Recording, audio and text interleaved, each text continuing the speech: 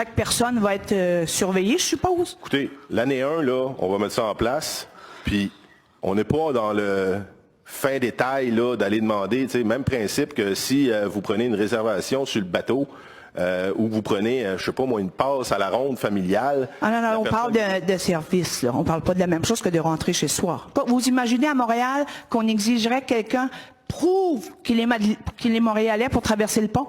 Ce serait assez spécial, effectivement. Par contre, C'est pas parce qu'on est petit qu'on peut faire la même chose. Par contre, Madame Bourgeois, si vous allez dans le métro de Montréal, puis que vous payez pas votre billet On parle encore d'un service. Madame Bourgeois, s'il vous plaît.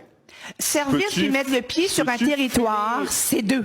Madame Vous semblez Bourgeois, pas, désolé pour vous si vous semblez pas comprendre la différence. Si c'est avez... comme une douane déguisée finalement. Non. Exactement. Si je dois montrer mon permis de conduire. Madame Bourgeois, c'est votre perception, c'est correct. Vous me posez des questions, vous voulez pas que je vous réponde, vous préférez aller. Non, là c'est votre façon d'intervenir. Madame Bourgeois, je suis très prête à vous répondre, mais quand vous dites des faussetés ou des choses qui ne sont pas finalisées. Ouais. Parce que vous-même, vous avez dit que le dossier n'était pas finalisé. Exact. Ben là, c'est comme s'il faut faire confiance que la finalité sera bonne pour les Madelinots. Alors que moi, pour rentrer chez moi, j'ai jamais eu à prouver que j'étais madelinienne. Il y a personne qui vous demande rien pour rentrer. Ben oui. Ben rentrer ou sortir, c'est la même affaire, là, ou l'autre, là. Mais c'est quoi ça? Je suis prisonnière aux îles? C'est pas pour sortir des îles, ça se fait au moment de sortir des îles, mais c'est pour s'assurer que vous avez respecté un règlement municipal. Moi, depuis qu'on en parle, j'ai jamais eu à voter rien ou à dire oui ou contre. C'est la première fois, à mon sens, que ça existe au Canada. Je sais que ça existe en Chine, par contre. Que pour changer de province, il faut que tu demandes un code couvert. Bon. Okay. Donc, on est un peu comme des cobayes. Plus ou moins.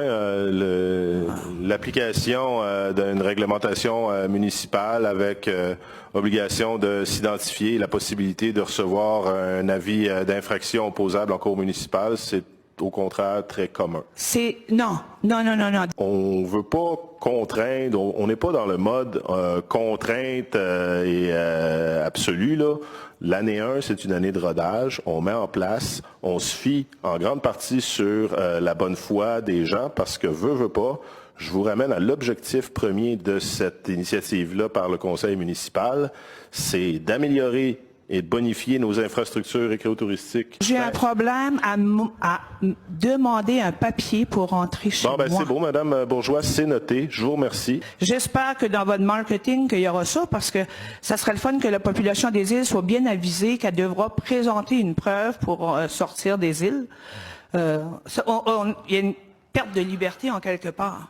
C'est votre opinion, mais je la respecte. C'est plus qu'une opinion. Madame Bourgeois, ça suffit. Je vais prendre la personne suivante. Je suis désolée, mais je vais rectifier. C'est pas une opinion. C'est tout à fait votre opinion, c'est votre avis. Présenter un papier, c'est un fait. Oui, mais ça...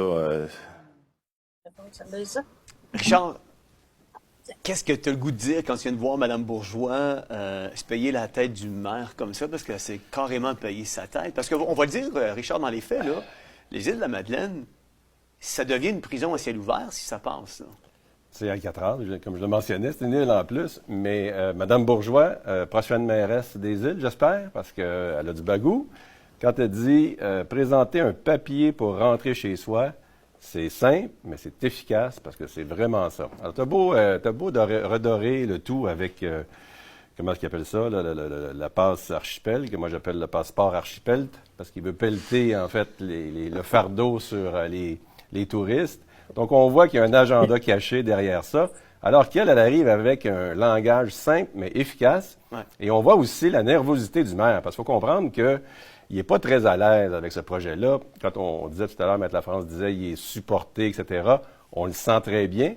Et on voit que lui, il est au bâton, puis il dit, ouais, il y a des arguments qu'on n'a pas traités quand on a fait des pratiques, là. Mm-hmm. Et là, maintenant, il est pris devant la réalité d'une résidente qui, elle, a dit, écoutez, là, moi, je veux juste circuler sans me faire demander mes papiers pour savoir où je suis. On a vécu ça avec la crise du COVID où on devait présenter nos papiers pour circuler dans la rue. On n'avait pas le droit de changer ou même de sortir de chez nous après le couvre-feu. C'était des mesures supposément exceptionnelles d'urgence sanitaire. Ici, il n'y a aucune urgence. Alors, on est en train d'arriver à une étape de plus. En passant ça, tout bonnement, c'est des vacances, c'est aux îles, c'est pour le bien commun. Ah, oui, tout à fait, tout à fait. Maître Lafrance, quelles sont vos préoccupations concernant l'utilisation d'un code QR pour la gestion de passes archipel aux îles de la Madeleine? Ben, écoutez, moi, je suis pas un spécialiste en code QR.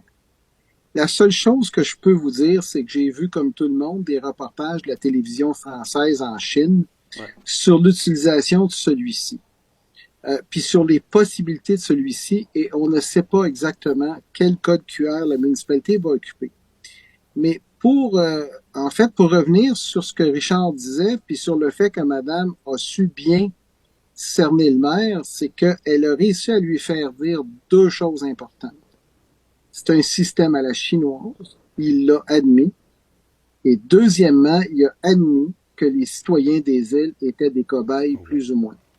Et ça, là, pour un citoyen, puis je vous le dis, une lutte citoyenne pour en avoir fait des dizaines, puis des quand même assez gravissimes, assez grandes contre le gouvernement du Québec, pour avoir rencontré des ministres que Richard connaît très bien, comme Thomas Mulcair et puis le ministre Boisclair, dans le cas des porcheries industrielles. Il est clair et net qu'une lutte citoyenne, ça se passe dans l'arène municipale. On peut transporter le débat devant les tribunaux. Mais moi, ce que j'ai dit aux citoyens, c'est avant toute chose, les citoyens des îles de la Madeleine ne doivent pas être indifférents au débat. Tout le monde doit être rencontré. Ouais. Par tous les moyens Est-ce qu'il y a possibles. Oui. Je voulais vous demander, Maître Lafrance, est-ce qu'il y a un lien avec justement la sécurité nationale puis l'intelligence artificielle par rapport à toute l'implantation de ce code QR-là? Ben effectivement, puis ça ressort du dernier budget fédéral où Mme Freeland a justement prévu un budget accru pour justement l'intelligence artificielle. Et ça m'amène à ce que je vous ai dit tantôt, que la prochaine grande ville qui va être touchée possiblement en 2025, ça serait Toronto.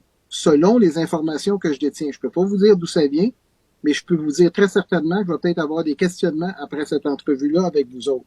Parce que je prends une chance énorme à vous dire ça. Je prends une chance énorme aussi à vous dire qu'il y a une île à l'ouest du Canada qui va subir le même sort d'expérience pilote. Mais Toronto va être une expérience à grandeur nature. Et là, on cachera plus aux citoyens la question d'une prétendue redevance pour des revenus insignifiants comme aux îles de la Madeleine. Ouais.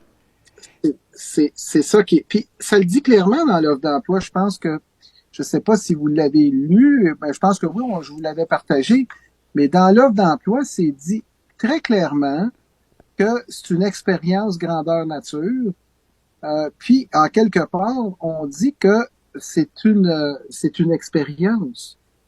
Que c'est un projet pilote. Oui, exactement. Donc, je ne sais pas si la régie... projet pilote, je sais pas si la régie peut afficher le document. On va l'avoir à l'écran à l'instant. Ça dit que, premièrement, dans la première portion, Maître Lafrance, ça dit, dans la tâche et responsabilité, on doit respecter les consignes relatives à la santé et sécurité au travail et porter, écoutez bien ça, les équipements de protection individuelle nécessaires à la fonction. Là, on est là pour prendre de l'argent. Fait que je ne sais pas c'est quel genre d'équipement de protection on a besoin pour prendre de l'argent. Et dans la suite du document, ça nous dit, dans les conditions de travail, que c'est un projet pilote d'une durée d'1 année.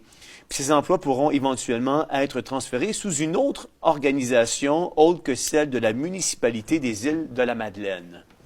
Après ça, ça nous dit que ça va rentrer les candidats pourront appliquer jusqu'au 30 avril, 23h59. Donc, je rappellerai aux gens que le 30 avril, 23h59, quand on commence le 1er mai à instaurer ça, ça fait un petit peu court pour pouvoir sélectionner peut-être la dernière personne qui aurait appliqué à 23h59. L'équipement de sécurité, ça va être une veste anti-balle, je pense.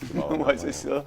Ben, écoutez, c'est ça. Pour l'équipement de sécurité, c'est possiblement parce que si on donne des pouvoirs d'agent de la paix, règle générale, il y a du poivre de Cayenne, il y a des menottes, il y a aussi ce qu'on appelle des vestes anti-balles, comme Richard disait.